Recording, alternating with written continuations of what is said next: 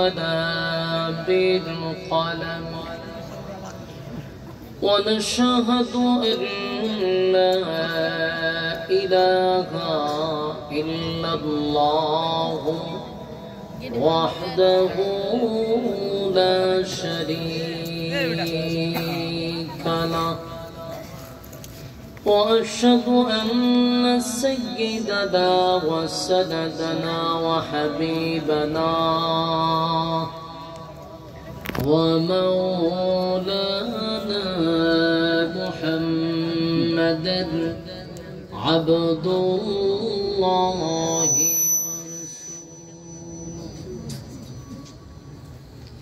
أرسله بالحق بشيرا ونذيرا وداعيا إلى الله بإذنه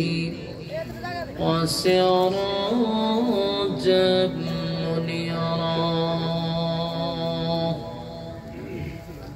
أما بعد فأعوذ بالله ثم لا يجدوا في أنفسهم حرجا مما قضيت ويسلموا تسليما وقال تعالى ويوم يعد الظالم على يديه يقول يا ليتني اتخذت مع الرسول سبيلا يا ويلتى ليتني لم أتخذ فلانا خليلا صدق الله العظيم درود شريف পড়েন اللهم صل على محمد وعلى آل محمد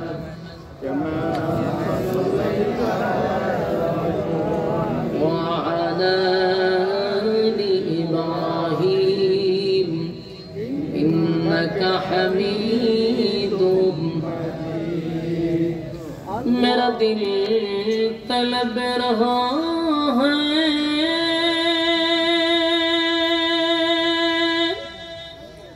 मेरे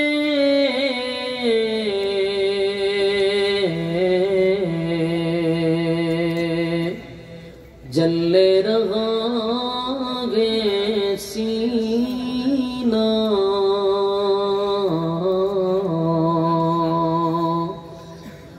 ए दवा वही मिलेंगे मुझे ले चलो मदीना बलगल उला बिकमालिही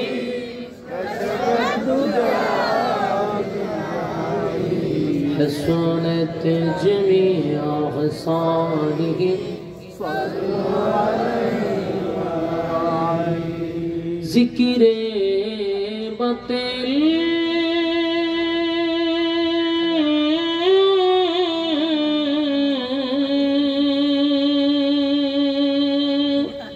को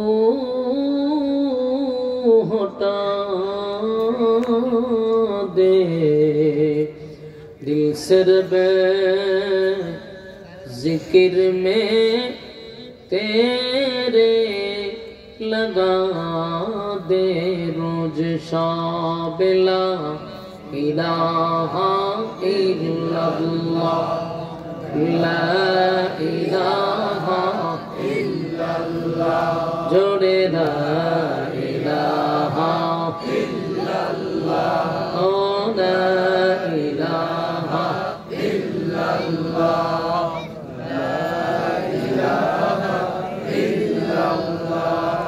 لا إله إلا الله محمد رسول الله صلى الله عليه وسلم الحمد لله 14 গ্রাম পৌরসভা রামচন্দ্রপুর বাইতুল নূর জামের মসজিদ যুব সমাজ ও প্রবাসীদের উদ্যোগে আয়োজিত বার্ষিক তাফসীরুল কোরআন মাহফিলের সম্মানিত সভাপতি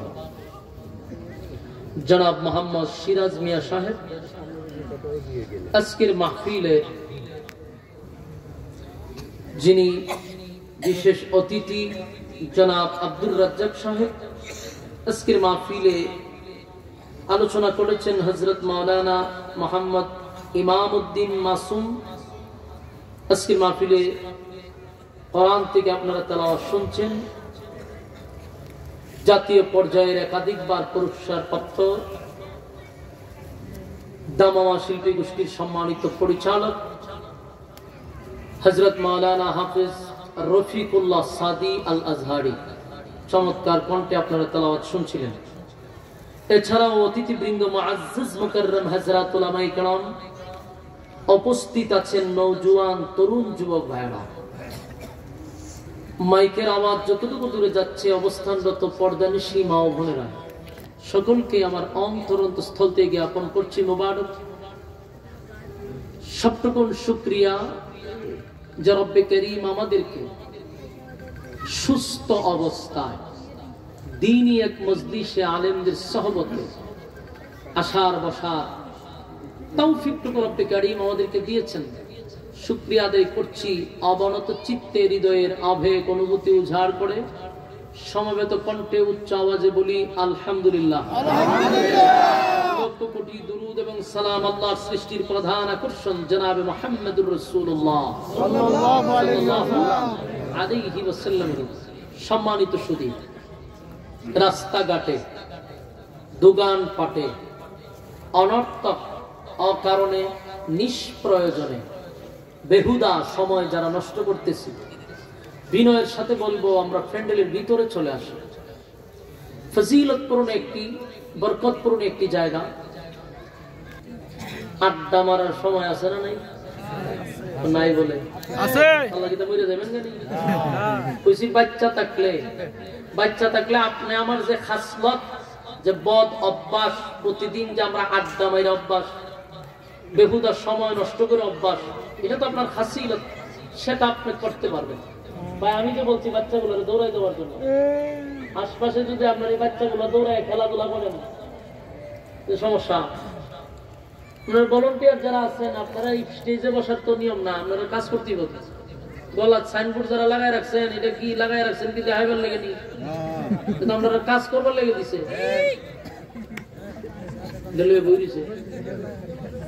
কাজ করেন।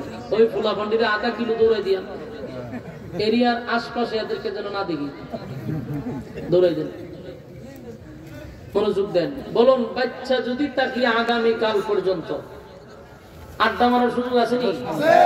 আছে। কথা বলার সুযোগ আছে, দোকান ফাটে গিয়ে অনর্থক বইয়ে বিয়ে কথা বলার সুযোগ আছে। কিন্তু আগামী কালকে আপনি বেঁচে থাকলেও এই মাহফিলটাতে বসার সুযোগ নাই। আগামীকাল কি আপনার লেগে মাহফিল দিব নি? তাহলে বুদ্ধিমান কে? যে ব্যক্তি এখানে বসছে এরা বুদ্ধিমান। কারণ গল্প আমি বাচ্চা থাকলে করতে পারবো, কিন্তু মাহফিলটা বাচ্চা থাকলেও পাবো না। তাই আমাদের উচিত দুনিয়ার সমস্ত ব্যস্ততাকে পিছনে রেখে এই বরকতি মজলিসে শরীক হওয়া। আর ইজ্জত কি থাকবো? আমরা কিন্তু অনুরোধ, আমার ইজ্জতই নামে একটা বেজ্জিত মানুষ তুলে আমরা জান না। আর যদি অন্যায় এলাকার চলি ইজ্জত সম্মান তুলে আমরা বয়া ছাড়া তাকান ছাড়ার কোনো উপায় নেই। আর আমি স্লোগান মেরে দিব যে কেটা যায় সবাই হবো মুনাফিক যায়। হ্যাঁ, তাকে আমার তারটাইছি বসে দেন, লরণ সরণ দিত না। বসেন। আরেকটা কথা শুনেন, আমরা যেখানে বসছি আমাদের প্রত্যেকের সাথে কিন্তু শয়তান আছে। প্রত্যেকের আমার সাথে আছে, আপনার একটু বেশি। আমার থেকে যদি একটু বড় হুজুর হয় তার সাথে আরো বেশি, কারণ যে যত বড় তার সাথে তাকে তত বেশি। তো পাবলিক আপনাদের সাথে যেমন শয়তান আছে, আমরা সাথে একটু বেশি দেয় কেন? কারণ আমরা সাথে বেশি না দেখে সমস্যা। আপনারা একটা শয়তানে খাড়া করে মোতাইতে পারবো রাস্তায়, আমার 100 শয়তানে খাড়া করে মোতাইতে পারবো? 1000 শয়তানে পারতো না। আপনারা খাড়া করে মোতাই দিব। এজন্য একজন আলেমের সাথে বেশি কন্ট্রোল করতে পারে না। তো শয়তান কোন দ্বীনি মজলিসে বসতে পারে না। কখন বসে? যখন মাঝখানে ফাঁকা জায়গা দেখে, এখানে মাশাআল্লাহ উনি বসে যায়। আর যদি আপনারা দ্বীনি পরিবেশ অনুযায়ী বসেন তো শয়তান আপনার কাছে বসতে পারবে না। তাহলে হে যাইব কো?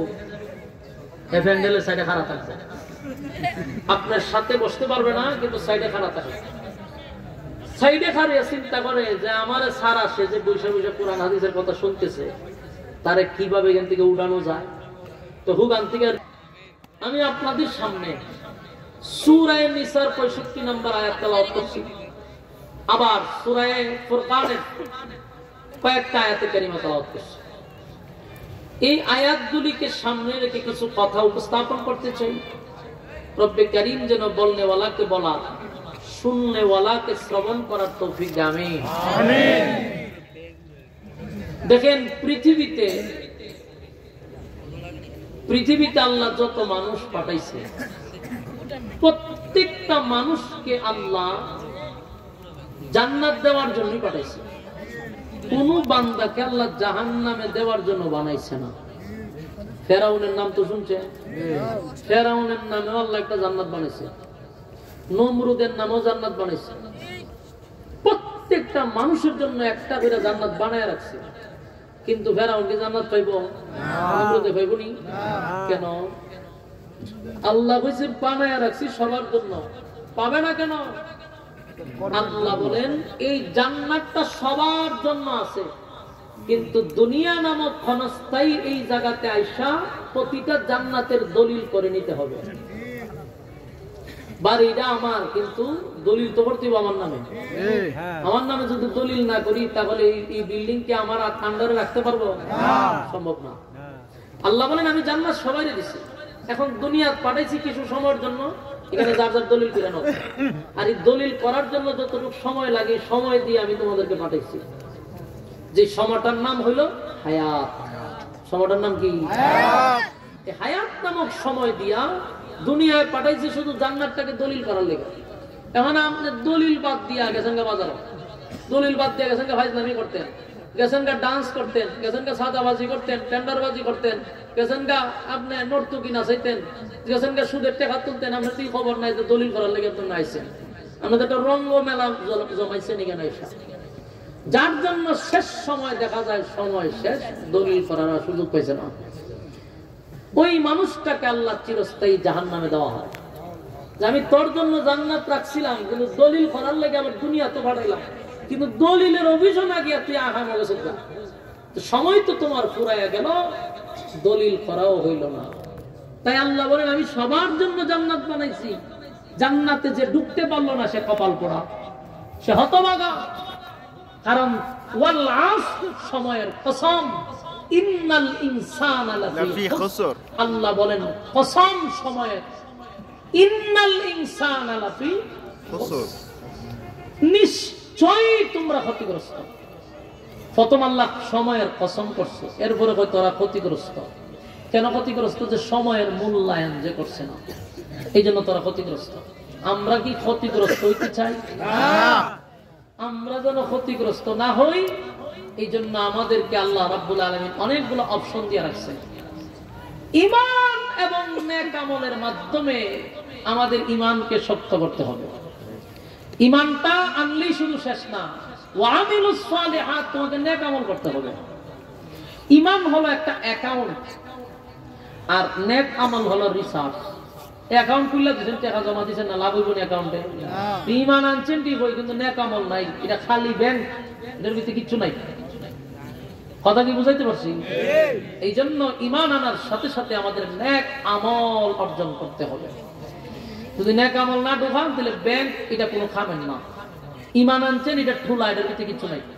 ঈমানের ভিতরে নেক আমল ঢোকাইতে হবে। রাজি আছেন ইনশাআল্লাহ? তো এই ঈমান এবং নেক আমল আনতে গিয়া আমাদের মধ্যে কিছু খাসলত যে অতীতে ঘটে গেছে, যেমন নিজের ইমানদার দাবি করি ঠিক, কিন্তু আপনি আমার মধ্যে অনেক মুনাফিকি খাসলত আছে। এই মুনাফিকি খাসলত আমাদের ভিতর থেকে দূর করতে হবে। পারবো তো ইনশাআল্লাহ?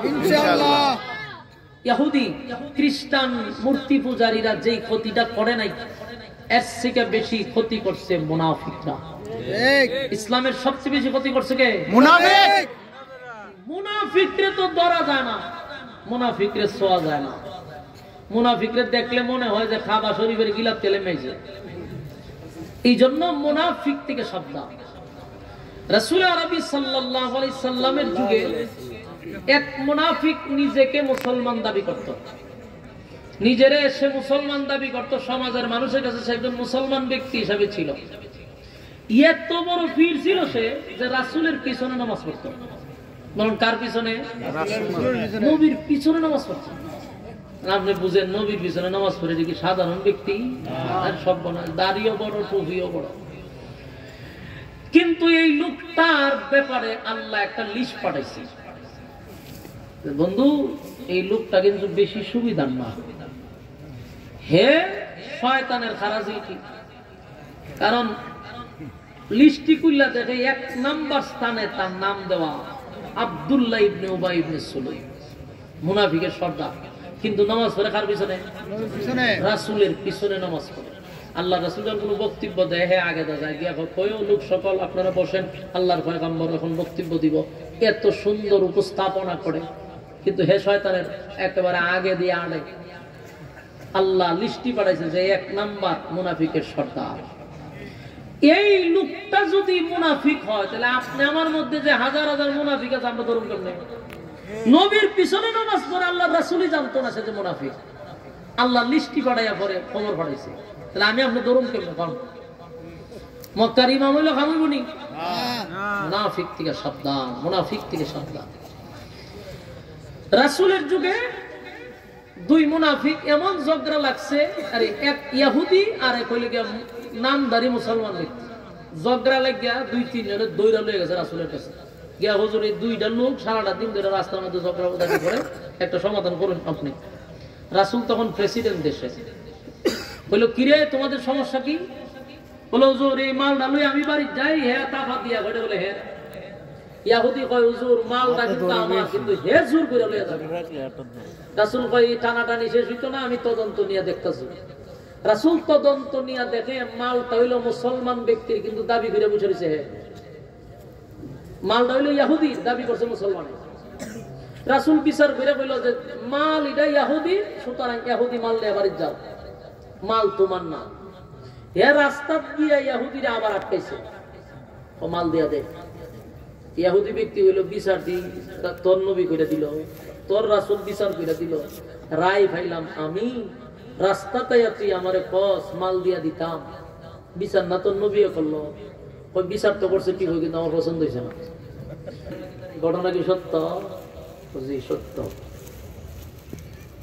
ওই বিচারটা করছে কে? আল্লাহ রাসূল করছে। রাসূল বিচার করছে, তোর পছন্দ হয়েছে না? না। তা আমি বিচার করলে তোর পছন্দ হইব নি? জি আপনি বিচার করলে পছন্দ হইব। আচ্ছা ঠিক আছে, আমি বিচার করলে তোর পছন্দ হতে খালি থাক, লড়িস না। উমর ঘরের ভিতর থেকে গিয়ে একটা তরবারি লইছে, ধারালো তরবারি লইয়া দুজনের সামনে হারিয়ে কয়, তুই নিজের দাবি করস মুসলমান, আমার নবী বিচার কইরা রায় দিল, তোর পছন্দ হইছে না, তুই এজন্য আমাদের বিচারের সমাধান নিকল লাগিয়া। তা আমি উমরের বিচারটা হইল তোর বডির থেকে মাথাটা আলাদা করেলাম। উমর কথা একটু কম কইতো, কাজ করতে বেশি। কইতে দিরি কল্লার মাঝে মেরে দিছে একটা গর্দনা, এক ফুসে এক ছেদে কল্লা 10 হাত দূর গিয়া পড়ছে, ফালাই দিছে জায়গা। ফালাইয়া কইটা আমি উমরের বিচার। তখন বলেছি নি কথা কয় না দি, তখন বিচার ঠিক আছে না? হ্যাঁ, এটা উমরের বিচার। ইহুদি শরীরে এমন কাপ শুরু হইছে, তার প্রস্রাব এরপরে বড়টা ছোট সব একসাথে বেরিয়েছে। উমরে জিগা তুই কাপস করে আপনি কি এখন আমার কল্লা উড়াইবে না? এই কাম করতাম হেরে সাইজ করছি, এটা ভিন্ন কারণে। তুই যা তোর মাল লইয়া বিচার আমার রাসূল যেখানে করছে, এখানে আমার বিচার করার কোনো অধিকার নেই, যা। ইহুদি দূরের উপরে আছে, জান বাঁচানি খরচ। আর উমরে দেখলে শয়তান না, ও ডরাইছে। ঘটনা তো শেষ।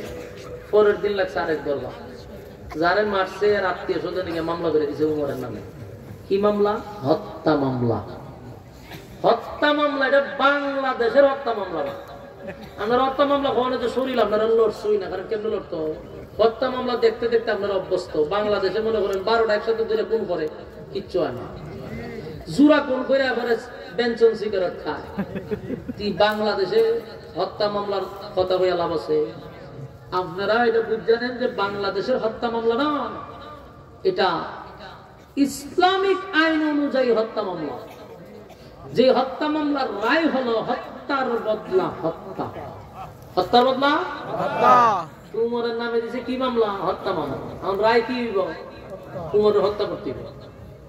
উমরের যখন দিছে হত্যার মামলা, গোটা মদিনায় লারা হয়ে গেছে। উমর একটা নির্দোষ মানুষকে হত্যা করেছে। এই খবর চতুর্দিকে ছড়ায় আছে, দ্বন্দ্ব তো বড় ধরনের হয়েছে।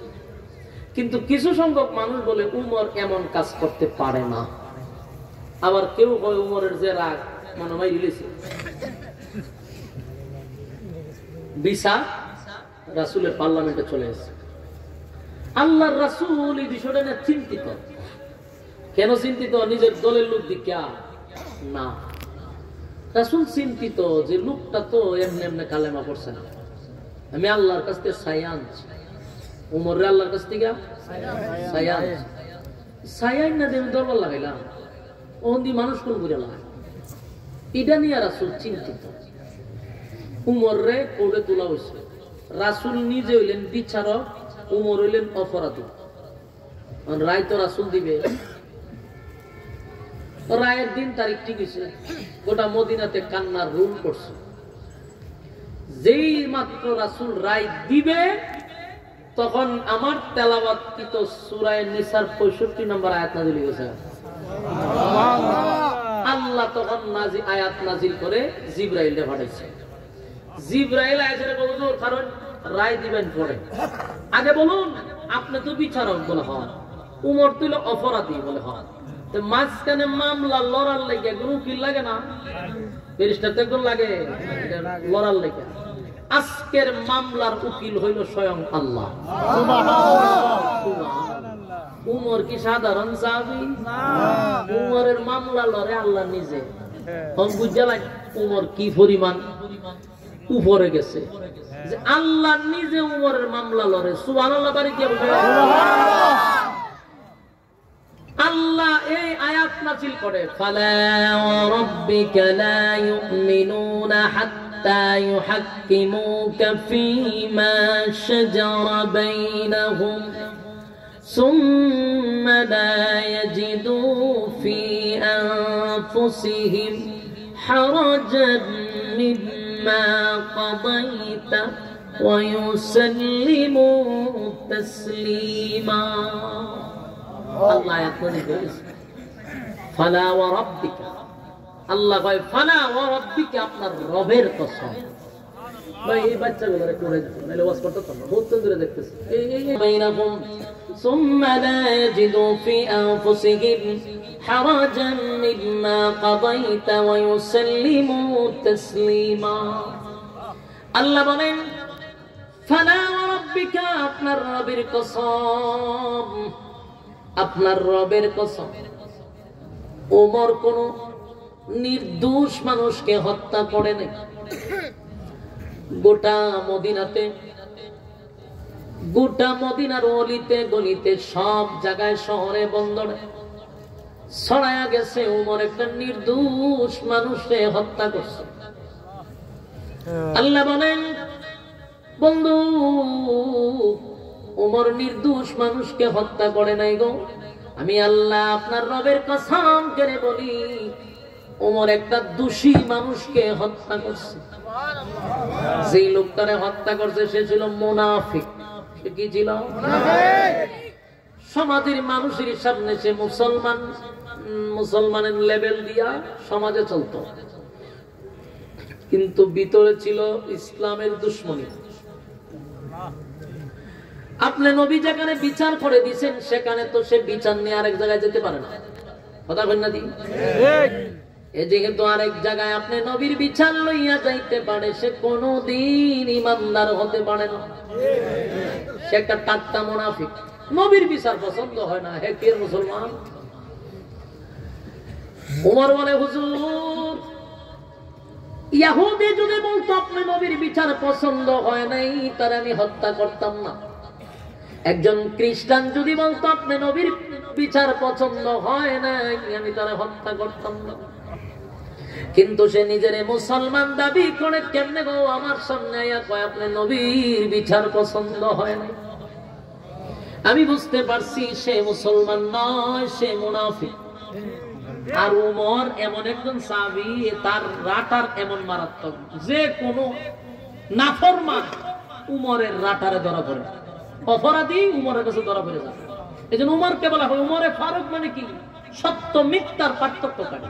দৈরালায় তাস করে দৈরালায় উমর তো তার এক সাইডে ভালাই দিচ্ছে। আল্লাহ নিজে সাক্ষী দিছে, আমার উমর নির্দোষ মানুষকে হত্যা করে নাই, যারা হত্যা করছে সে মুনাফিক। আর মুনাফিকরে হত্যা করা হইল, এটা এই যুগে মুনাফিকরে হত্যা করা মানে ইসলামকে ভাইরাস থেকে মুক্ত করা। ইসলামের মধ্যে ভাইরাস সৃষ্টি করে মুনাফিক, এই জন্য এদেরকে শেষ করে লাগে।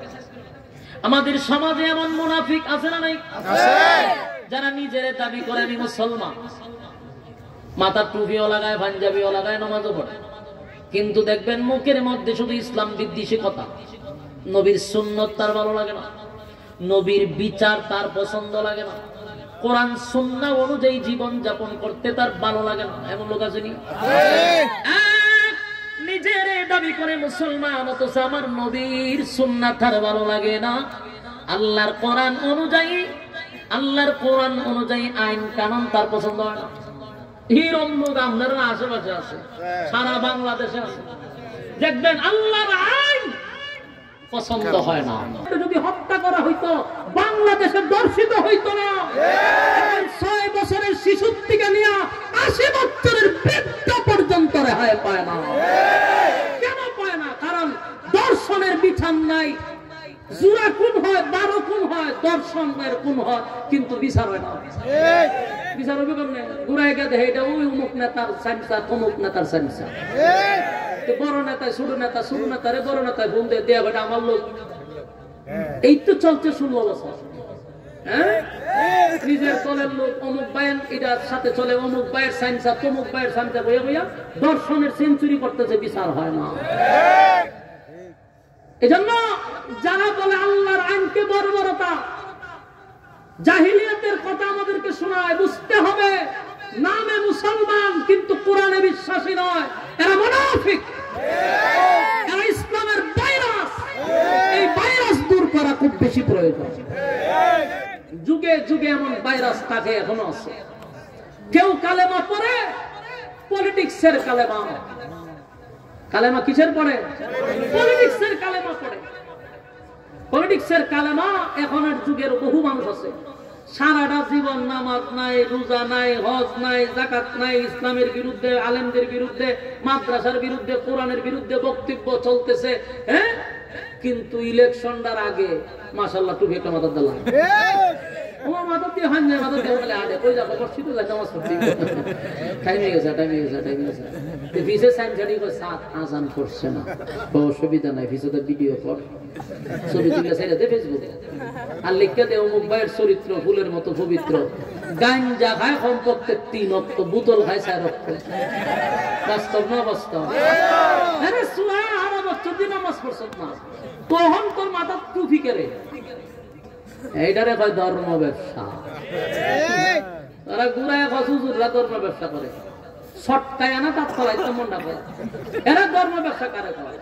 এই যে পাঞ্জাবি লাগাইছি 8 বছরের সময় মাদ্রাসায় ভর্তি করছি, ওই সময় যে পাঞ্জাবি ঢুকাইছিলাম, এরপরে কি শাক করছি? জীবনে শাক করতেছি না। দাড়িতে আপনি উঠছিল আর বেলিটো লাগাইছি না, টুপি যে মাথার দিছি, ঘুমাইবার সময় কুলি, আয় সারা টুপিও কুলি না। আমরা তো 24 ঘন্টাই পোশাক। আমরা তো ধর্ম ব্যবসা না, ধর্ম ব্যবসা হলে হারা জীবন আডুর উপরে খাবার খরচ, হারা জীবন সুদে ঘুষে খাস, আর হঠাৎ করে তোরা মাথার টুপি দেশ, 40 বাদস, হাতে তসবিহ, এই বন্ডামি ছাড়ার কিচ্ছু হতে পারে না। তোরা ধর্ম ব্যবসা করস, ইসলামের নাম দিয়ে তোরা গদিতে বসতে চাস, চেয়ারে বসা হইলো তোদের মূল উদ্দেশ্য, তোর ধর্মটাকে উদ্দেশ্য না। জানাস বাংলাদেশের 96% মুসলমান, এদেশে চলতে গেলে লেবাস ছাড়া চলা যাবে না। তাই মাথায় মাঝে মধ্যে ভর্তি আর টুপি লাগায় তো হাইজলামি মানছে বুঝে কথা বল না দি বুঝিনি বুঝে মানুষ বুঝে ভালো আইও টুপি লাগাই আইও এরা পলিটিক্সের কালেমা পড়ে উখবা ইবনে আবু মুঈদ একটা জাহান্নামের সিল মারা লোক ছিল মক্কার কুরাইশ বংশে তার জন্ম বলেন জন্ম কোন বংশে রাসূল যেই বংশের জন্ম বেচারা সেই বংশের জন্ম চিন্তা করেন বংশ লইয়া বেশি ঘাটার করার দরকার নেই কারণ এই আবু জাহিল কুরাইশ বংশের আবু লাহেব কুরাইশ বংশের জান্নাতুল ফেরদাউস আছে কথা বলা দি না নরকে আছে জায়গা মত আছে তাহলে এই কুরাইশ বংশের জন্ম হইলো উকবা ইবনে আবু মুঈদ তো এরার একটা গুণ আছে বাবা বলুন কি আছে গুণ আছিল বাবা গুণটা কি জানেন নি এরা মানুষকে খাওয়াইতো এটা আল্লাহর কাছে খুব পছন্দনীয় একটা গুণ মানুষকে খাওয়ানো এটার চেয়ে সওয়াব আর কিছু নাই মানুষকে খাওয়াইবেন এতে আপনি জিন্দেগিতে গরিব হবেন না এটা লিখে রেখে দেন খাওয়াইয়া কেউ গরিব হইছে এমন কথা যদি শুনেন তাহলে আমার দ্বারা লই আইন আমি তার সমস্ত প্রতিফলন দিয়া দিব কারণ রাসূলের হাদিস যদি সত্য হয় কোনোদিন খাওয়াইয়া কেউ গরিব হতে পারে না কারণ কোন মেহমান যখন আপনার ঘরে আসবে আপনি বুঝা নিবেন সে বরকত নিয়ে ঢুকছে সে বরকত নিয়ে ঘরে ঢুকছে সুতরাং তার মেহমানদারি করানো নবীর সুন্নাহ তো ওই তৎকালীন সময় বেঈমানদের একটা গুণ ছিল কি জানেন নি এরা মানুষকে খাওয়াইতো তো উখবা ব্যবসা করে তার প্রচুর টাকা পাইছে তো টাকা হইছে পড়ে সিদ্ধান্ত নিছে যে একটা খানার পার্টি করতে হবে তো খানার পার্টির আয়োজন করছে মানে যে বালা মানুষ তো খাওয়াইতেই সুর বাট পর্বত মাসরা খাওয়া এলাম আছে নি বালা মানুষ কই পাইতো সারা মক্কায় তো সব বোতল খাওয়া লোক ঘুরাইয়া দেখে যে আল্লাহ রাসূলের চেয়ে বালা মানুষ আর কেউ নাই তো সে কয় আমি খাওয়া মতো বালা মানুষও খাওয়াবো রাসূলের কাছে গেছে দাওয়াত লইয়া গিয়া হয় দেখেন আমরা একটা খানার পার্টি করছি আর এটার মধ্যে স্পেশাল দাওয়াতে হইলেন আপনি আপনাকে আমি দাওয়াত দিতে আসছি আপনার সাথী সঙ্গীদেরকে নিয়ে আমার বাড়িতে আপনি একবেলা খাবার খাবেন আল্লাহ রাসূল খুব খুশি হয়েছে দাওয়াত রাখছে তার বাড়িতে গেছে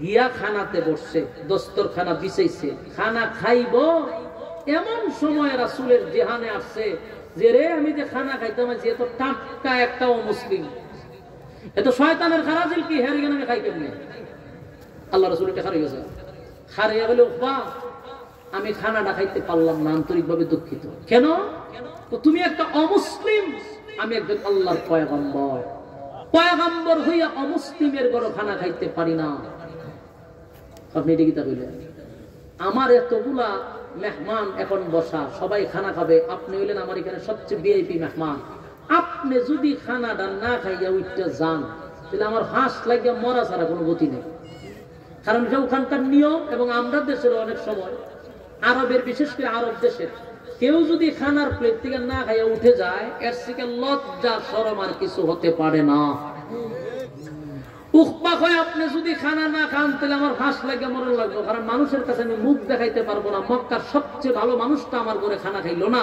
এই লজ্জা শরম আমি কোথায় রাখবো আল্লাহ রাসূল চিন্তা করলো যে হেও পড়ছে মুসিবত আর নবী চিন্তা করতে সব বনাশ করে লে আমি না ভয় কমবো তেহের করে আমি খাই কেন শেষে আল্লাহ রাসূল বলেন ঠিক আছে খানা খাইতে পারি এক শর্তে শর্তটা কি তুমি যদি কালেমা পড়ো আমি খানা খাবো সুবহানাল্লাহ আসেনি কোন সময় কইবেন সুবহানাল্লাহ ঠাডা বললে কেউ বললে পরে আমি জানি না তো হইতে পারে এক এক এলাকাতে এক এক নিয়ম চিন্তা করেন রাসূল তারে অফার দিয়েছে তুমি যদি কালেমা পড়ো তাহলে আমি তোমার ঘরে খানা খাবো সুবহানাল্লাহ এ পড়ছেনি মুসিবত মহা চিন্তায় পড়লো যে ছাড়া তোমার কোনো উপায় নাই মুহাম্মদ যদি উঠে যায় আর এটা যদি মদিনার মানুষ জানে যে আমার ঘরে না খেয়ে উঠে গেছে তাহলে আমি আর নেতা তো দূরের কথা মুখ দেখাই দিতে পারবো না বরং এর থেকে আমি কালেমা ভরে নেব নি বাবা ইজ্জত যাওয়ার থেকে কালেমা ভরে লেখা উখবা কালেমা পড়ে ঈমান আনছে ঈমান যখন আনছে রাসূল তো খুব খুশি ফের বইরা সাহাবায়ে কেরামদেরকে নিয়ে খানাটা খাইছে খাইয়া রাসূল চলে গেছে কিন্তু এই খবর তোরে ভাই আর বড় থাকে না তখন তার এই মিডিয়া আছেন না, তখন আছেন মুখ মিডিয়া, এক মুখ থেকে আরেক মুখ, আরেক মুখ থেকে আরেক মুখ। আর যদি কোনো মহিলার কাছে নিউজ পৌঁছায় দেওয়া যাচ্ছে আর মিডিয়াও লাগছে না, করে আস্তে এলাকা ছড়াই দিছে খবর পাইতে পাইতে পাইতে পাইতে। উকবার একটা ঘনিষ্ঠ বন্ধু ছিল, এর নাম হইল উবাই ইবনে কালব। উবাই ইবনে কালবের উকবার হইল গিয়া একেবারে খুব মানে অন্তরঙ্গ বন্ধু। কিছু বন্ধু তো আছে আপনার, কিছু আছে একেবারে কইজার কথা যদি কয়, কিরকম বন্ধু হইল উবাই। হে যখন শুনছে যে উকবাই কালেমা পড়ছে, এর ছান দিয়ে গেছে গরমে, হে দৌড়াই আইছে এর বাড়িতে, রে ঘরতে তাড়াতাড়ি বাইরে। ঘটনা যারা শুনছে এটা কি সত্য? বলে কি? বলে কালেমা বলে পড়ছো? বলে হ দোস্ত হইরা লেছি। এখন তো উবাইয়ের মেজাজ গরম হয়ে গেছে, রে তুই যে কালেমা পড়লি, ব্যবসা না তোর লইয়া করি, নেতাগিরি না তোর লইয়া করি, আখাম কুখাম না তোর লইয়া করি, টেন্ডারবাজি আর সাদাবাজি না তোর লইয়া করি, বুতল যে সময় খাই তোর লইয়া খাই, দুর্নীতি যা করি তোর লইয়া করি। তুই না থাকলেও একটা বাঘ একটা খাম তোর বাড়িতে ভাড়ায় দিই, তুই সবজি করস আমার সাথে, আর কালেমা বললি তুই আমার না দিবি। ঠান্ডা করলি কি? তুই যে বাপ দাদা ধর্মের মধ্যে সুনকালি মারলি, তোর সাথে তার বন্ধুত্ব হয় না, তোর বয়কট করে দিলাম। যা। কি করছে? বয়কট করছে। হ্যাঁ তোর বয়কট করছে। ভাই আজকের থেকে ব্যবসা করতে হবে না, বোতল খাইতে নি, বোতল খাওয়াই দি, বোতল বালা আর সাদাবাজির টেকা নিতে নি, নিজ বালা দিছে চলাই। উপায় চিন্তা হলো ঘটনা তো সত্য। আমি যদি হেরার সাথে সঙ্গ সাইরা দিই, বোতল ভামুক, নেতাগিরি ভামুক আর টেন্ডারবাজির টেকা ভামুক, হয়তো খারাপ হিসাব আছে। কালেমা তো পড়ছিলাম ঠিক, আসলে কালেমাটা আমি পলিটিক্সের পড়ছিলাম। কিসের পড়ছে? পাইজুনি পলিটিক্সের কালেমা। এখন উচ্চ পাই পলিটিক্সের কালেমা পড়ছিলাম। হ্যাঁ পলিটিক্সের কালেমা কি? তো দোস্ত ইজ্জত বাঁচাইবার লাগে মোহাম্মদের দাওয়াত দিছি খানা খাওয়ার জন্য, শর্ত দিছে কালেমা পড়লে খাইব, যদি মোহাম্মদ না খায় আমার মরণ। বাঁচার লাগে কালেমা পড়ছি, এটার নাম হলো পলিটিক্স। পাইজুনি পলিটিক্সের কালেমা। উকবাই পড়ছে পলিটিক্সের কালেমা। এখন হের বন্ধু তৈরি হেরছে আরো বেশি বড় শয়তান। এই শয়তানে কয় হুন, মুহাম্মাদের হাতে যে একবার কালেমা পড়ছে জীবন যায় কালেমা ছাড়ে না। উকবা মানে দোস্ত কথা তো সত্য যে একবার কালেমা পড়ে সে কোনদিন কালেমা ছাড়ে না। কারণ বেলাল ছিল কালো, মারতে মারতে মারতে মারতে বেলালে লাল করছে, কিন্তু কালেমা বেলাল ছাড়ে নাই। এমনকি জিহ্বাটা বাহির করে পেরাক মারছে রে, কিন্তু কালেমা ছাড়ে নাই। খাব্বাবরে আগুন দিয়া জ্বালাইছে, কিন্তু কালেমা ছাড়ে নাই। সুমাইয়ারে বর্ষা মেরে দুনিয়ার থেকে বিদায় করছে, কিন্তু কালেমা ছাড়ে নাই। উবাই বলে উকবারে তুই যে কালেমা পড়ছ আমি জানি এটা ছাড়তে পারবি না, কিন্তু উকবা কয় দোস্ত আমি তো আর আবু বকরের কালেমা পড়ি নাই, আমি উমরের কালেমা পড়ি নাই, বেলালের কালেমা পড়ি নাই, খাব্বাবের কালেমা পড়ি নাই, একত্ববাদ খোদার উপরে ঈমান আনি নাই, আমি শুধু ইজ্জত বাঁচানোর কালেমা পড়ছি। তাই আমি সেই কালেমা ছেড়ে দিতে পারবো, কিন্তু বন্ধু ছাড়তে পারবো না। নাউজুবিল্লাহ।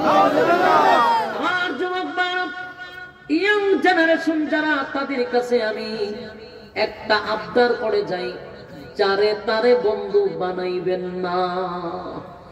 বন্ধু কিন্তু আপনারা হয় জান্নাতে নিবে, বন্ধু আপনাকে ধরে ধরে জাহান্নামে নিবে, এটা কিন্তু লেখা রাখেন। এই সমাজ যে এত নষ্ট হইছে, এই ইয়ং জেনারেশন যে এত ক্ষতিগ্রস্ত হইছে, বলুন এর পিছনে কে আছে? বন্ধু আছে। কথা কয় না? আপনারা যারা বিড়ি খান, এখানে তো অনেক বিড়ি খাওয়ান আছে। বিড়িটা কি ছোটবেলায় আব্বা আম্মা শিখাইছিল আপনারা? বলে বাবা একটা সুন্দর করে টান দাও, মাশাআল্লাহ আমার বাবু পারে, আর একটা টান দাও, মাশাআল্লাহ মাশাআল্লাহ, ভাই এত তালি দিছে। তাহলে শিখাইলো কাটা? বন্ধু শিখাইছে না, মা শিখাইছে না, বাবা শিখাইছে না, আত্মীয় স্বজনে শিখাইলো তো বন্ধু।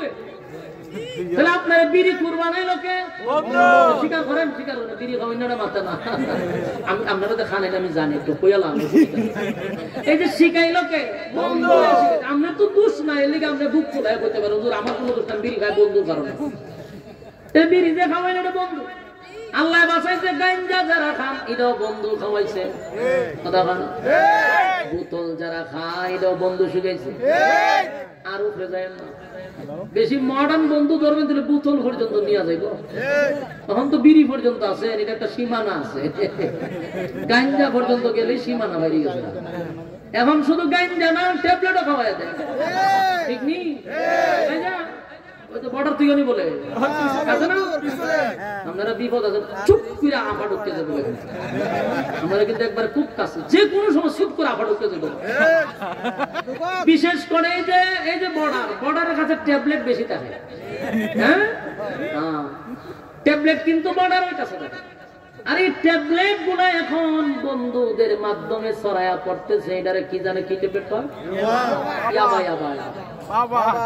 ইয়াবা খাইয়া চোখ মুখ বড় কইরা বড় বড় শ্বাস ছাড়ে ইতার ইতা খরচ করে খাইয়া লইছি মাথা উঠা গরম খাইয়া লাই কেনা খাওয়াইছে বন্ধু খাওয়াইছে বন্ধু জুতাটা মারেন বন্ধুর কপাল এমন বন্ধুর দরকার আছে যে বন্ধু আমাকে জাহান্নামে নিবে শুধু তাই নয় আল্লাহর কসম এই বন্ধু আপনার দুনিয়াটাও ধ্বংস করবে বন্ধু আপনার পরকালও ধ্বংস করবে এই জন্য সৎ সঙ্গে সৎ বাস অসৎ সঙ্গে সৎ সঙ্গে সৎ বাস অসৎ সঙ্গে সর্বনাশ। আমরা গ্রামে আরেকটা কথা কয় সঙ্গী গুণে লোহা জলে বসে। লোহা কিন্তু পানির উপরে এমনি এমনি বসে না। লোহার মধ্যে যদি একটা কাঠের মধ্যে যদি পেরাক মেরে দেন দেখবেন কাঠ এই লোহারে লইয়া পানি দিয়া যায়। কথা বলেন না দিদি? শুধু লোহাটা কি পানির মধ্যে বাসবো? সঙ্গী গুণে লোহা জলে বাসতেছে। বন্ধু যদি খারাপ হয় রে তাহলে কিন্তু সর্বনাশ করে নিছে আপনি। দুনিয়ার ক্যারিয়ারও শেষ, পরকাল তো ডিব্বা করে ছেড়ে দিছে। একটা ফুল প্যাকেট করে আপনার একবার প্যাকেটিং করে ভাড়া দিব জাহান্নামে। বাস্তব না বাস্তব? দুনিয়ার ক্যারিয়ার তো শেষ, মাগার একটা প্যাকেট করে ডাস্টবিনে ঢুকাই দিছে। আর জান্নাতটাতে আছে এটাও শেষ। ই কুলো হারাইলেন, সে কুলো হারাইলেন। কিসের কারণে? বন্ধুর কারণে। সাবধান, যারে তারে বন্ধু বানানো যাবে না, যারে তারে বন্ধু বানানো যাবে না। ওহবাই কিন্তু বন্ধুর পাল্লায় পড়ছে রে, বন্ধুর পাল্লায়। উবাই বলে দোস্ত, এ দোস্ত, মুহাম্মদের কালেমা পয়রা আমার কলিজায় যে আঘাত দিছস, তুই কি পারবি সেই কালেমা ফেরত দিয়া আমারে খুশি করতি? নাউজুবিল্লাহ, শিখায়া দে। তুই যে কালেমা পয়রা মুহাম্মদরে খুশি করছস, আর আমি বন্ধুর কলিজায় আঘাত দিছস, পারবেনি মুহাম্মদের সামনে গিয়া কালেমাটা ফেরত দিয়া আমি বন্ধুরে খুশি করতে? যদি খুশি করতে পারস, ওয়াদা দিলাম ব্যবসা বাণিজ্য বোতল টোতল সব ঠিক থাকবে যদি তুই কালেমা ফিরায়া দেস।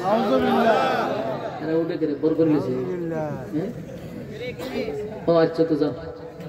এক নম্বর তুমি চাটা খাওয়ান দিত না, বিড়ি খাওয়ারে দুইটা টান দেয় পরে। বিড়ি খাওয়ান না, ছুটি আছে। ওই এক নম্বরে যান, অসুবিধা নেই। ভালো মানুষ আয়া করবো, অসুবিধা না। আমরা আমাদের চাই না, ওইখান থেকে রিমোট কন্ট্রোল দিয়ে আমরা উপরে বর করবো। আমি তো প্রথমে বলছি যে প্যান্ডেলের বাইরে খারাপ আছে, কারণ আপনার তো যাবে কৌ এলে সাইন না বর করে লইব। মনোযোগ দিয়ে শুনেন। ওবার বন্ধু ওবারে কি বুঝাইতেছে শুনছেন? কালেমা পয়রা মুহাম্মদরে খুশি করছ আর আমার কলিজাটা ভেঙে লিছিস। এখন যদি তুই আবার বন্ধুত্বের সম্পর্ক ঠিক রাখতে চাস, তাহলে মুহাম্মদের কালেমা মুহাম্মদরে ফেরত দিবি। আমারে খুশি করতে হইলে কালেমাটা ফেরত দে। আরে কত বড় নাফরমান, কত বড় কপাল পোড়া বন্ধুর এই অফারে রাজি হয়ে গেছে রে। যেই লোকটারে আমার নবী নিজের হাতে কালেমা পড়াইছে, নিজের হাতে কালেমা পড়াইয়া জান্নাতের টিকেটটা তার হাতে দিল, সেই লোকটা বন্ধুর পাল্লায় পড়িয়া আজকে যায় কালেমা ফেরত দেওয়ার জন্য। তার বন্ধুরা একত্রিত হইয়া আল্লাহর হাবিব কিবরিয়ার কাছে রওনা দিল রে কালেমা ফেরত দেওয়ার জন্য। রাস্তার মধ্যে উকবার বন্ধু উবাই বলে, দাঁড়া, শুধু কালেমা ফেরত দিবি না, আর একটা কাজ করলে আমি খুশি হব, সেটা হলো মুহাম্মদের সুন্দর উজ্জ্বল চেহারার মধ্যে তুই থুথু মারবি। কত বড় নাফরমান, কত বড় কপাল পোড়া, সেই শর্তেও রাজি হয়ে গেছে গো, শর্তেও রাজি হয়ে গেছে। এবার 4-5 জন মিলে আল্লাহর নবীর কাছে যাওয়া শুরু করছে। নবীর তার প্রান্তে যখন চলে গেল, দূর থেকে বহু দূর নবী তাকায়া দেখে উকবা তার বন্ধু বান্ধব লয়ে আসতেছে। আল্লাহর নবী তো রাহমাতের নবী, নবীর দিলটা তো মায়া দয়ায় ভরা, গোটা পৃথিবীর জন্য আমার নবী হলো রহমত।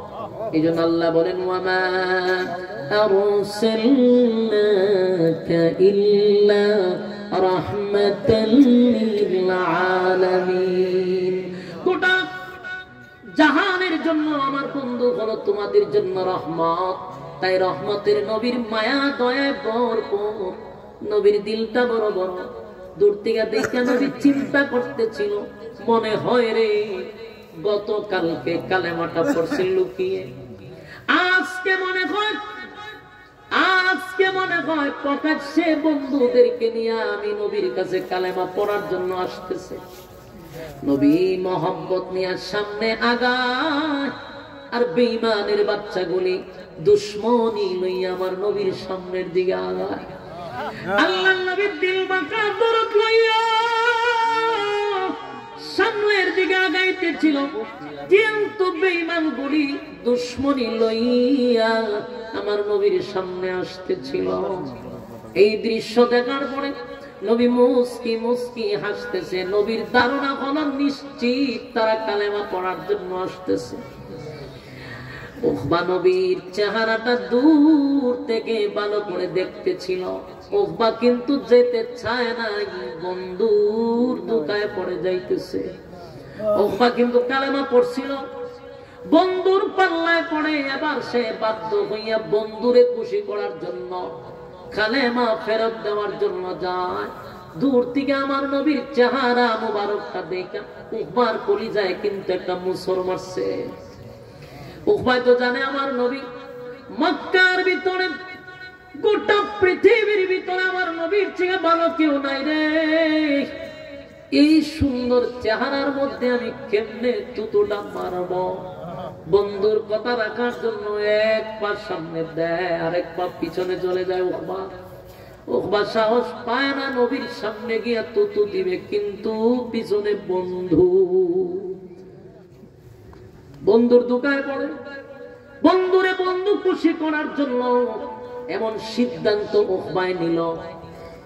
আল্লাহর নবীর একেবারে কাছে গিয়ে দাঁড়ায় গেছে। নবী তো জানে না তাদের মনের মধ্যে কি চলতেছিল, তাই নবী মুস্কি হাসি দিয়া দিয়া সামনে আগাইছে। আগায় বলে, উকবা, গতকালকে লুকিয়ে লুকিয়ে কালেমা পড়ছিলি, আজকে কি প্রকাশ্যে কালেমা পড়ার জন্য বন্ধুদেরকে নিয়ে আসছ? নবী তাদেরকে যখন কাছে গেছে, নবীজি মহব্বত নিয়ে সামনে গেছে। উকবায় কয়, দাঁড়ান, আমি আমার কালেমা পড়ার জন্য আসি নাই, কালেমা ফেরত দেওয়ার জন্য আসছি। আমার নবী তার দিকে তাকায় আছে। নবী আশ্চর্য হয়ে গেছে, গতকালকে আমার হাতে না তুই কালেমা পড়লি, আজকে কালেমা ফেরত দিতে আসলি? উকবায় কয়, আমি পলিটিক্সের কালেমা পড়ছিলাম। হাবিব কিবরিয়ার সামনে দাঁড়াইয়া উকবা বলে, আমি পলিটিক্সের কালেমা পড়ছিলাম শরমে লজ্জার থেকে বাঁচার জন্য। মুহাম্মদ, আমি তোমার একত্ববাদী খোদার উপরে ঈমান আনে নাই, তোমার রাসূল বলে আমি বিশ্বাস করি নাই। এই কথা বলে বলে ওই উবাই তারে গুতা দেয়, পরের কামটা কর। সাথে সাথে মুখ থেকে থু থু আমার নবীর চেহারা মুবারকে ছেড়ে দিচ্ছে। কত বড় না পড়বা হাবিব সাহেবে কিবরিয়ার চেহারা মুবারকে তো তোমার গো, আমার নবীর সুন্দর চেহারার মধ্যে তো তোমাইরা দিল। যেই নবীর চেহারার দিকে তাকাইয়া সাহাবীরা কিদা নিবারণ করত। কত সাহাবীর পেটে যখন কিদা লাগতো, ঘরে খাবার নাই, কোনো কিছু নাই, দৌড়াইয়া নবীর সামনে গিয়া এক দৃষ্টিতে তাকায়া থাকত, পেটের কিদা নিবারণ হয়ে যেত। এত সুন্দর চেহারা আমার নবীর আল্লাহ দিছে। যেই নবীর চেহারা মুবারকের কসম আমার আল্লাহ করছে রে, যেই নবীর চেহারার কসম আল্লাহ করছে, ওয়াদ্দুহা ওয়াল-লাইলি ইযা সাজা মা ওয়াদ্দাকা রাব্বুকা ওয়া মা ক্বালা। আল্লাহ বলেন ওয়াদ্দুহা, দিনের আলোর কসম। কিন্তু তাফসীর কারকরা বলেন না, আর একটা ব্যাখ্যা আছে, নবীর সুন্দর উজ্জ্বল চেহারার কসম।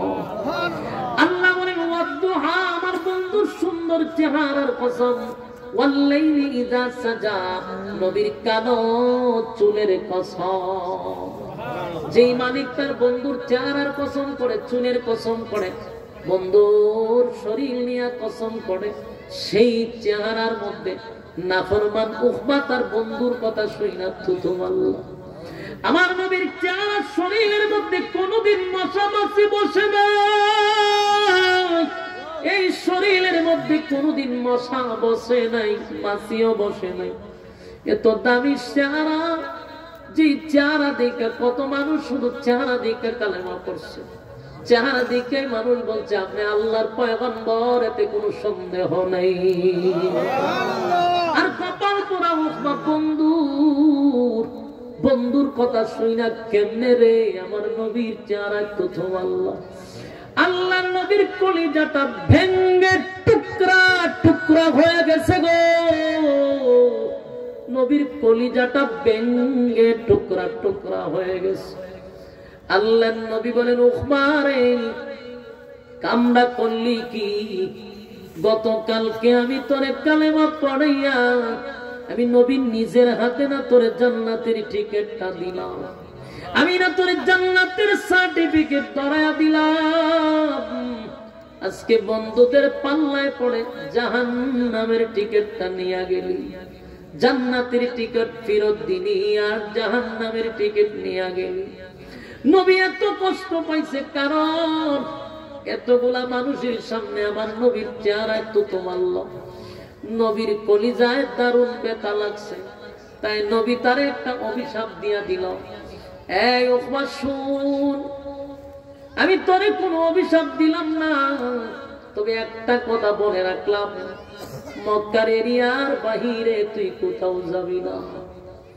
নবী এতটুকুই বলছে, এই কথা বলে না আল্লাহ ঠাড়া ভালান মাইরা লানিতে কইছে। নবী কইছে মক্কার বাহিরে তুই কোথাও যাস না, যদি যাস তোর কল্লা থাকবে না, তোর বডির থেকে মাথাটা আলাদা হয়ে যাবে। ওহবারে সাবধান, তুই কিন্তু মক্কার এরিয়ার বাহিরে পা রাখবি না। আমার যুবক ভাইয়েরা, মক্কার প্রতিটা বেঈমান কাফিররা যদিও কালেমা না পড়ে গো, কিন্তু আমার নবীর কথা যে গুল্লির মতো কাজে লাগে সেটা ভালো করে জানে। আমার নবী যদি কিছু বলে তাহলে গুল্লি মিস হয়, কথা মিস হয় না। এরা বুঝতে পারছে মুহাম্মদ যেহেতু বলছে মক্কার বাহিরে গেলে আমার গর্দান থাকবে না, এটা 100%। তারা তো মুহাম্মদের ব্যাপারে ভালো করে জানে। উকবায় কয় 40টা বছর মুহাম্মদের সঙ্গে উঠা বসা করলাম, কোনদিন তার জবান দিয়ে একটা মিথ্যা কথা আমরা শুনি নাই। তাই আমারে যে বলছে মক্কার এরিয়ার বাহিরে যাইতাম না, আমি যদি যাই আমার গর্দান থাকবে না, এটা আমি মনে প্রাণে বিশ্বাস করছি। আমার নবীর এই কষ্ট দেখার পরে নবীর চোখ দিয়ে মুক্তার দানার মতো কিন্তু পানি পড়তেছে। আল্লাহ তখন সহ্য করতে পারে নাই। আল্লাহ বলে বন্ধু কান্দেন না, আপনার কান্না আমি বরদাস্ত করতে পারি না। বন্ধু আমি আল্লাহরে যদি কেউ গালি দেয় গো, আমি মালিক কিন্তু তারে টাডা ফলাইয়া মারি না, গজব দিয়া মারি না। সকালে যদি কোনো বান্দা আমারে গালি দেয়, বিকাল বেলা বান্দার খানা আমি রেডি রাখি। কথা হয় না? আল্লাহরে গালি দিলেও মালিক কিন্তু মারে না, গজব দেয় না। সকালে গালি দিলে বিকালে খাবার রেডি রাখে। আল্লাহ বলে বন্ধু আমারে গালি দিলে আমার কষ্ট লাগে না, আমার বান্দা আমারে গালি দিছে আমি কোনো কিছু মনে করি না, গজব দেই না। কিন্তু আমার দারুণ ব্যথা লাগে, আমার বন্ধুরে যদি কেউ গালি দেয় আমি মালিক বরদাস্ত করতে পারি না। আল্লাহ বলেন আবু লাহাব আপনার গালি দিছে, আমি আল্লাহ সূরা লাহাব নাজিল করে দিছি গো বন্ধু। আবু লাহাবের বউ জামিল আপনারে আবেতার বলে গালি দিছে, আমি আল্লাহ বলছি ইন্না শানিআকা হুয়াল আবাতার, যারা আপনারে আবেতার বলছে আমি তার 14 গোষ্ঠীরে আবেতার বইলা দিয়া দিছি আবার। কিন্তু আমার বন্ধুরে কেউ গালি দিলে আমি আল্লাহ যে বরদাস্ত করতে পারি না। নবীর সামনে কেউ বিয়াদবি করলে আল্লাহ ছাড় দেয় না, তাই আল্লাহর সাথে সাথে আয়াত নাযিল করে দিয়েছে ওয়ায়াউমা ইয়া'আদ্দুজ যালিমু আলা ইয়াদাইহি ইয়াকুলু ইয়া লাইতানি ইত্তাখাযতু মা'আর রাসূলি সাবিলা। আল্লাহ বলেন বন্ধু চোখের পানি মুছেন, উখবা আপনার কোনো ক্ষতি করতে পারে নাই, উখবা আপনার ক্ষতি করে নাই, বরং তার নিজের ক্ষতি সে নিজে করছে, নিজের মাথায় নিজে কোরাল মাইরা দিছে। বন্ধু আপনার কোনো ক্ষতি করে নাই, সে নিজের ক্ষতিটা নিজে করলো গো।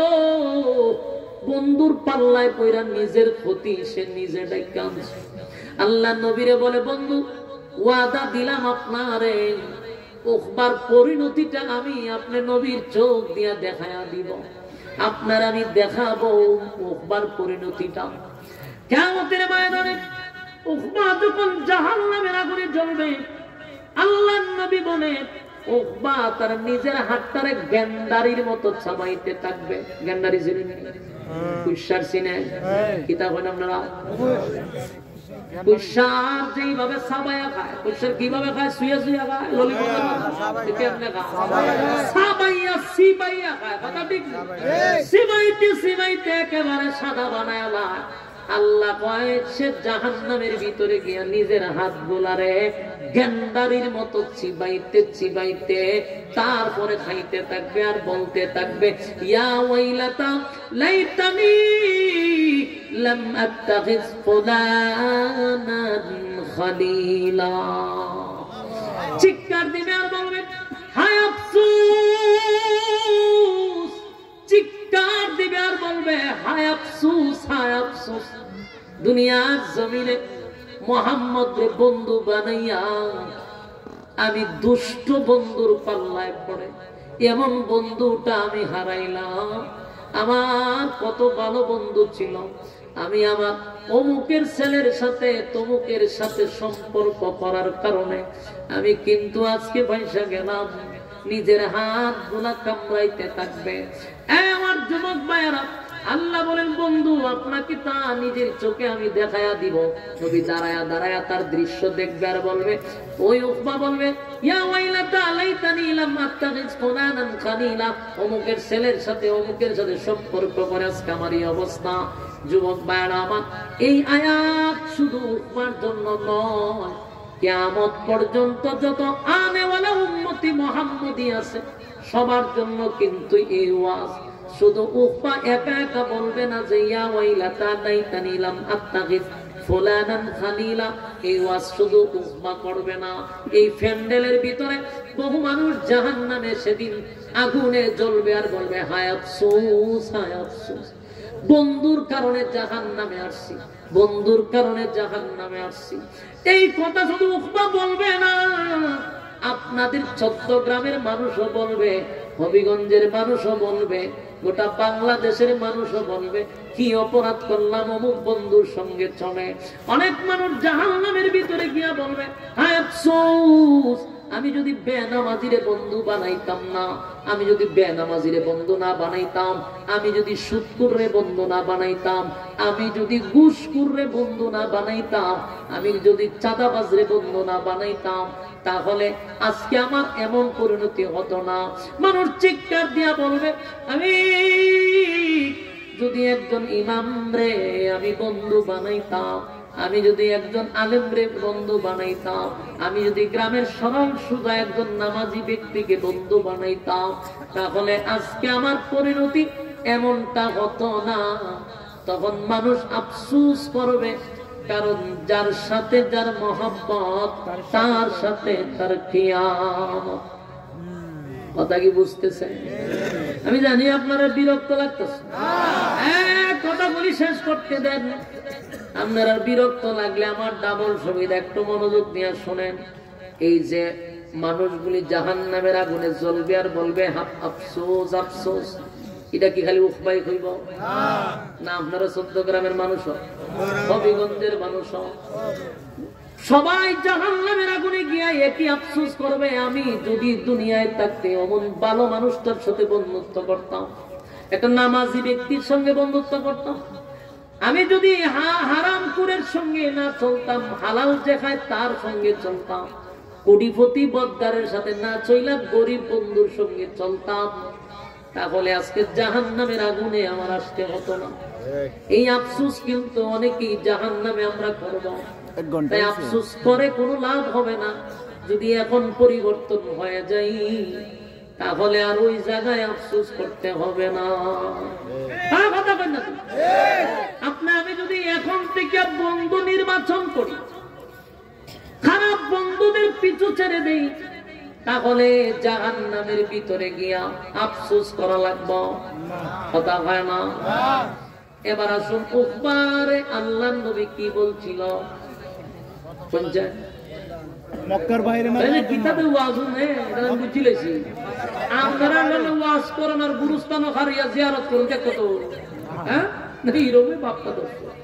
আমি কি বলতেছি মনোযোগ আছেনি আপনারা? না বর করে লাগছে 8-10টারে বর করে উঠে লয়ে গেছে।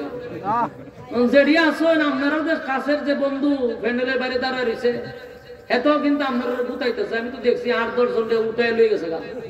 এমন বর করা করছে, কিছু লোকরে উড়ে লয়ে গেছে, কিছু লোকরে ওই জন খারাপ করে দিয়েছে, ওই জন সাত খেলা দেখতেছে, এই যে 1, 2, 3, 4, 5টা সব তীর গারো বর করছে। নাহলে প্যান্ডেলও দেখাতে দিয়ে হার দেখতো, কথা ঠিক জায়গা আছে প্যান্ডেলে, হেতে কোনো স্বেচ্ছাসেবক না হার হয়েছে। আয় আয় বালা করে আস্তাগফিরুল্লাহ করে মুখ ফুদ আয়াতুল কুরসি করো, ও দৌড়ে গেছে কিতা করবা, আয় না আইছে আমার বদ্র আছে, আইছে তোমরা আয়নি মানে শয়তানের কপালে ঝাড়ু দিয়ে বাড়ি দাও, বসো বুঝো দাও, বুঝো দাও না ছেড়ে দিতাম 5 মিনিট একটু সালাই।